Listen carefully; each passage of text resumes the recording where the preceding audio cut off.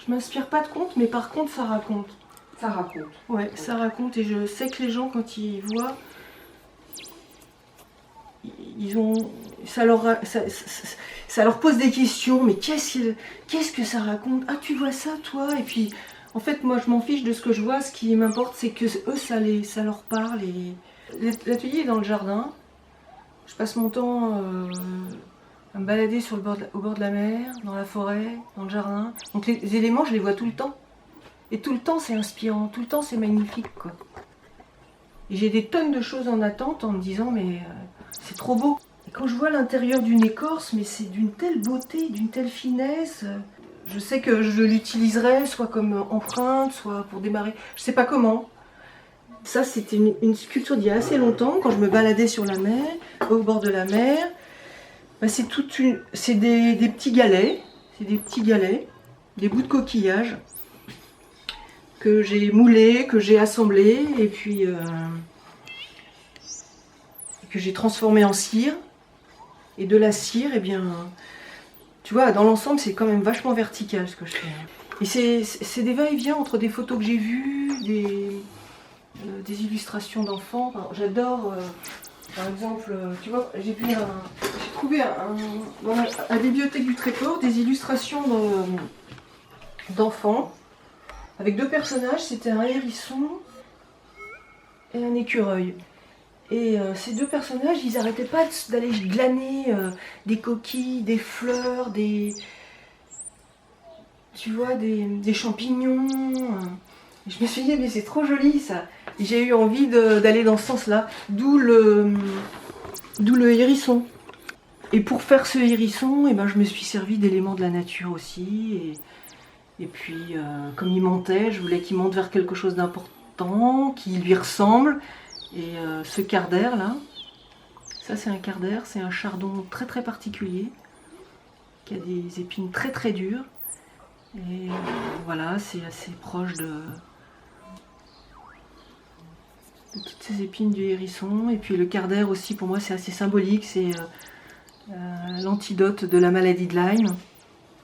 C'est important, j'en ai planté dans le jardin.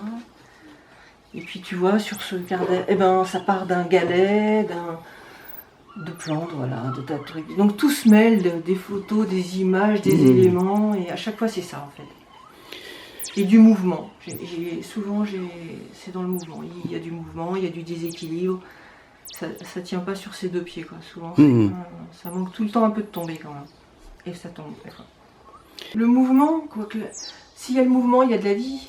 Même le clown, il risque toujours de tomber. Tu sais, le clown, il est jamais, il est toujours sur ses deux jambes, il est toujours, il est toujours prêt à partir, à rester, il sait pas, c'est là où il est touchant, c'est quand il est, c'est toujours difficile. Et dans la danse, c'était très théâtre. Puis le clown, eh ben, il pouvait tirer toutes ces ficelles-là, et au Louvre, eh ben, je tire aussi toutes ces ficelles-là. Plus la beauté qui m'entoure. Et puis maintenant aussi mon regard de sculpteur où je me nourris de tout ce que je vois tout le temps. C'est tellement beau. Alors moi, voilà, ça part d'histoire, ça part après dans les éléments, dans le mouvement, et puis finalement ça peut se retrouver, ça repart. Effectivement, on peut y trouver des illustrations de légendes. D'histoire ou de les inventer. Mais et je me fais avoir par la matière aussi, par les mouvements, tu vois, deux escargots qui se rencontrent. Puis dedans il y a une petite bille en verre là, je sais pas si. Ah oui. Voilà. C'est des essais de fusion avec des éléments différents. Et puis il y a des échecs dans la fusion, enfin pas la fusion enfin la fusion c'est pas une science exacte. Moi j'ai toujours plein d'accros et j'aime bien ces accros là. Et donc je me sers de ces accros, par exemple, qu'est-ce que je peux te dire, tu vois. En fait, avant le confinement, il y a eu une expo au Louvre qui était l'expo Léonard de Vinci. Moi qui m'a complètement émue et j'ai eu la chance de pouvoir y aller plein de fois. Et à chaque fois, j'avais vite envie de rentrer ici pour faire des expériences. j'ai fait des expériences de trempage de tissu dans la cire, entourer les personnages, chercher des trucs. Et donc là, il y avait ça, avec cette femme et ses 2 enfants. Et à la fusion, il y a eu des manques, qui sont en fait des erreurs techniques que j'ai compris après. Ça fait partie de la pièce maintenant, vraiment. Et qui ensuite, après, je les nourris, je cherche comment est-ce que je peux... Parce que quand j'ai coulé cette pièce, il n'y avait pas ces 2 petits personnages, je les ai rajoutés. Voilà. Et dedans, il y a plein de choses qui, moi, me parlent, qui ont du sens. Pour moi, tout a du sens, mais par rapport aux gens,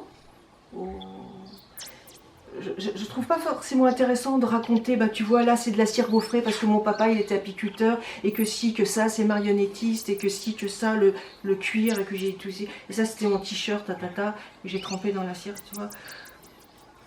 Mais voilà, est-ce que les gens, ça va les bousculer, les émouvoir, leur faire peur? Qu'est-ce que c'est bizarre. C'est sûr, c'est bizarre. C'est bizarre parce que le petit monde de la nature, le petit monde de notre cerveau, il est bizarre. De mon cerveau. Et puis, c'est que des éléments de la nature. À chaque fois, il n'y a pas une où il n'y a pas des éléments de la nature. C'est l'homme, la femme avec la nature. Comment ça se mêle, comment ça se mélange, comment ça se cogne, comment ça naît, tout ça.